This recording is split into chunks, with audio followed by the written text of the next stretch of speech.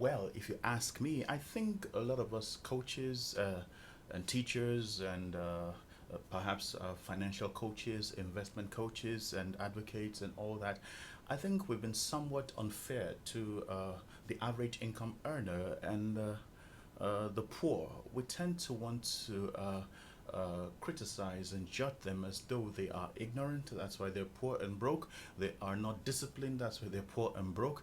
They are not committed to becoming wealthy, and that's why they're poor and broke. That's how the message keeps coming through. But the reality is that is not the case.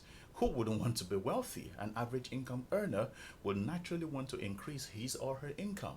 The poor, of course, will want to be rich. Everybody, I believe, would want to be rich. The reality is, these guys, as much as they know your principles and they have the knowledge of what you have shared and they understand the principles, they can't apply because they are trapped. They are trapped in bills and responsibilities. Bills and responsibilities. So when they earn, maybe from salary or from profit or proceeds from their business, the income is not even enough to cover them all through the month. By halfway into the month, the money is finished. They have bills to pay, they have house rent to pay, they have feeding, they have clothing, they have provisions that they have to buy, they have to transport themselves from place to place, they need to provide for their families, and by the 16th or the 18th of the month, the money is all gone and finished. So, where do you expect them to get the extra from to invest in anything you want them to invest in or to save or put aside? They don't even have it.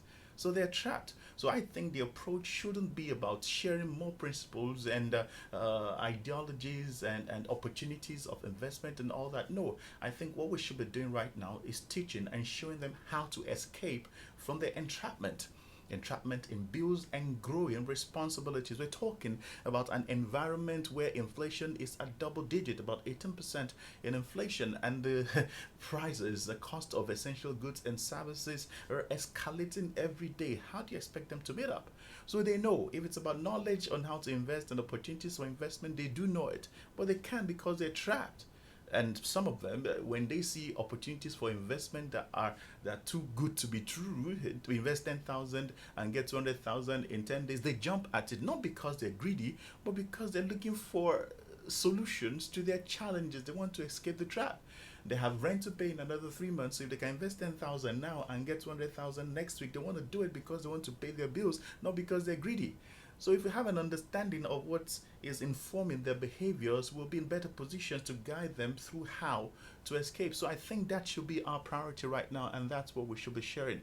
How do these wonderful, awesome people that deserve to be rich as well, how will they and how can they escape their entrapment in growing bills and responsibilities? What are the methods? What are the principles and the hows of escape? I think that is what our teaching should be about right now. How to escape.